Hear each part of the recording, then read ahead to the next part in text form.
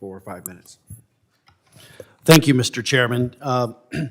Ms. Howell, you've characterized offshore oil and gas development as being solely about the money, I think is essentially what you said. Let's set aside the fact that this industry is essential for powering our homes, ensuring our national security and our national defense, and maintaining our transportation systems.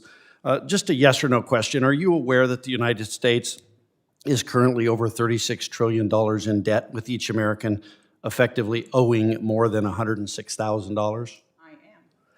I am. Did you know that the Congressional Budget Office projects that under current spending trends, 50% of every dollar collected will soon be allocated solely to servicing the debt? I am. I emphasize the importance of affordable energy.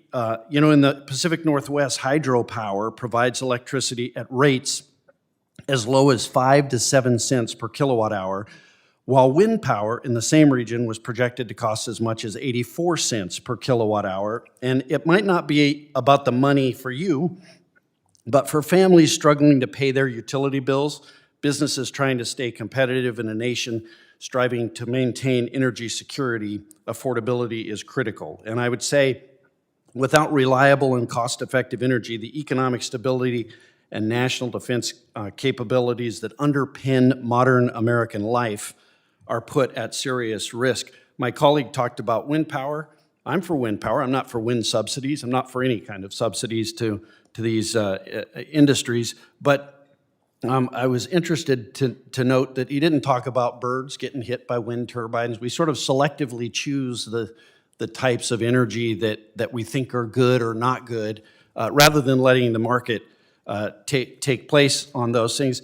I would just ask, Mr. Wilson, I would ask you, do you know, what other countries are doing offshore drilling in the world? Pretty much anybody who can. Russia, certainly. Qatar, certainly. In Africa, they're going to have to rely on offshore drilling to get the energy they need. What's the difference in environmental standards between those countries and the United States? Is the United States, would you say we're one of the cleaner ones? I would say we are the cleanest. Yeah. So what's the impact if they're doing it to the globe versus us doing some of it here and exporting that energy? If we are not producing oil and gas for export, they will produce it, and it'll be a lot dirtier. Yeah. Okay. Mr. Chason, any thoughts on that?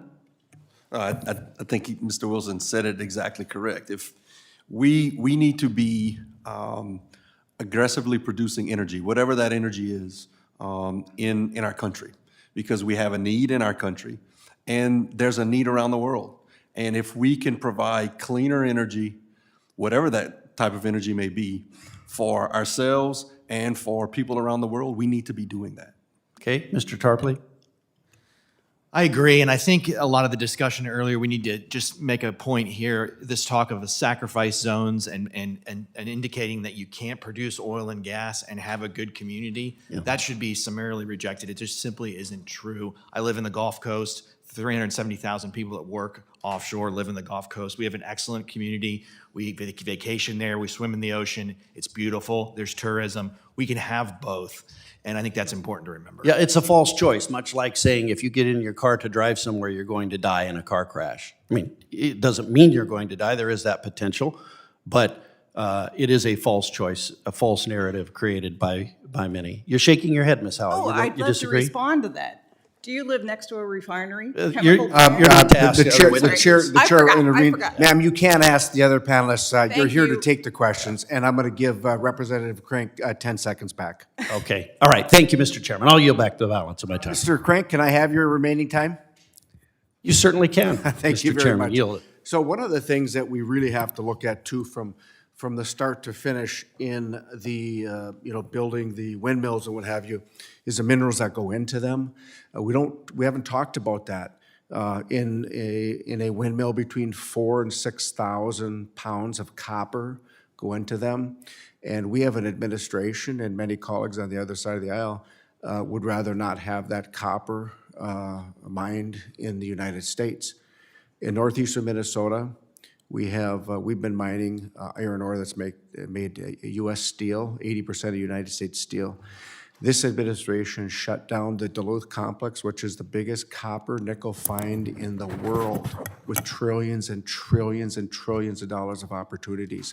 And so we look at that, you look at where those mineral comes from, and that's for another discussion, because I think you'll find that some of these countries are mining these with child forced labor.